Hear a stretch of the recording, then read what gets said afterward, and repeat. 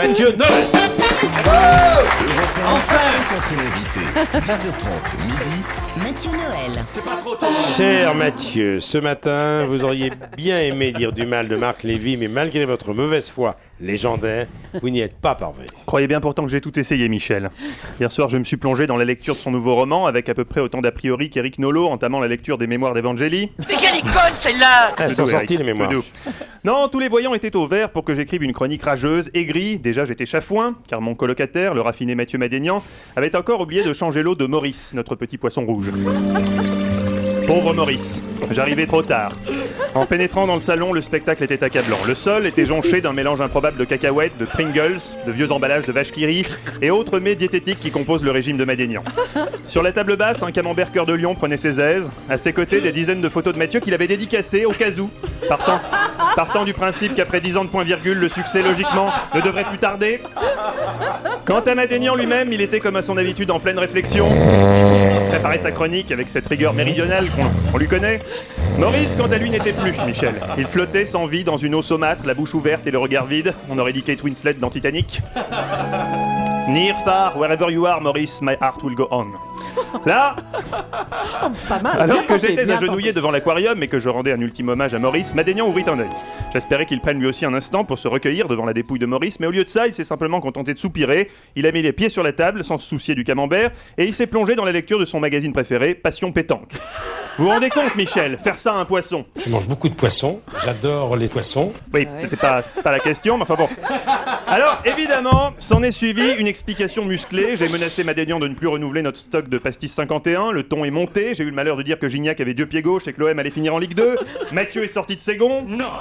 Je des excuses réfléchies! Il faut que tu te rendes compte de la gravité de ce que t'as dit! Bref, j'étais très énervé quand j'ai entamé la lecture du dernier roman de Marc Lévy. Quelle déception de découvrir qu'il était bon. Ça a été pour moi une grande souffrance. Oui, de cet ordre-là. Moi qui aime dire du mal. Moi qui sournoisement me délecte d'une pièce de Corinne Touzé, d'un spectacle de Philippe Candeloro. Moi qui ne peux atteindre l'orgasme qu'en écoutant le dernier album Bossa Nova de Danny Briand.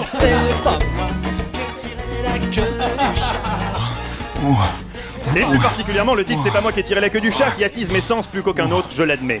Pour moi, le dernier livre de Marc Lévy est une cruelle désillusion. Non, n'en déplaise aux journalistes constipés de Télérama, on ne vend pas 24 millions de livres par hasard. Alors oui, le style n'est pas ébouriffant, peut-être, c'est pas du Julien Gracq. En même temps, je mets au défi quiconque de lire plus de 5 pages de Julien Gracq d'affilée sans défaillir. Ils ont essayé dans Démo de minuit sur France 2, le présentateur a tenu 6 lignes. Tu es l'allumette et la lampe, le jardinier et le jardin, tu es rossignol, tu es champ, bouton de rose, parfum flottant, la guerre et la paix en même temps. Julien Gracq, À chaque heure et chaque instant, tu déploies tes 1000 couleurs. Ok, ils ont dû appeler le SAMU. Merci Julien.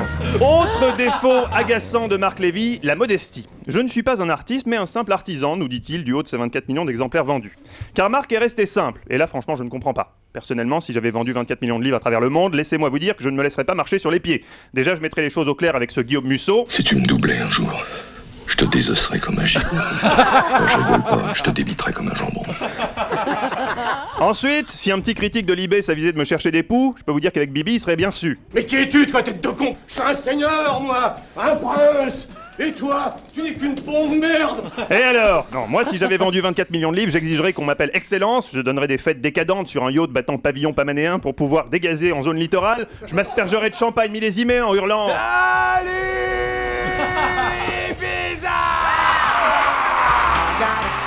Mais non, vous, Marc, vous restez stoïque devant les moqueries, poli malgré les critiques infondées. Bon sang, mais lâchez-vous, ce Guillaume Musso, là, à force de vous piquer vos idées, va finir par vous doubler dans les ventes de livres. Allez-y, Marc, dites-lui une bonne fois pour toutes ce que vous avez sur le fond du cœur. Je veux qu'il meure! Je veux que sa famille meure! Voilà. Je veux voir sa baraque en Non. sang! Ah oui, Je veux non. aller là-bas au milieu de la nuit, pisser sur son cadavre! Ah oui, ça fait du bien d'exprimer parfois les choses, une thérapie.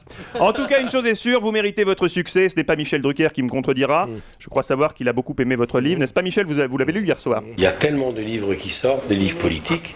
J'ai lu Mélenchon, Mais non. j'ai lu Hollande, j'ai lu Montebourg en ce Non, moment, mais Marc j'ai lu Lévy. Christian Jacques Et on s'en fout de Christian pour Jacques. rattraper mon retard que j'ai sur non. l'Égypte, je lis Max Gallo. Mais on s'en fout, Michel, de tout ça. Marc Lévy qu'on reçoit aujourd'hui. Bon, Ça bon, sort, ça. c'est pas grave, je vous ferai un résumé. Bref, cher Marc Lévy, encore bravo. Bon retour à New York, puisque c'est là que vous résidez, à New York.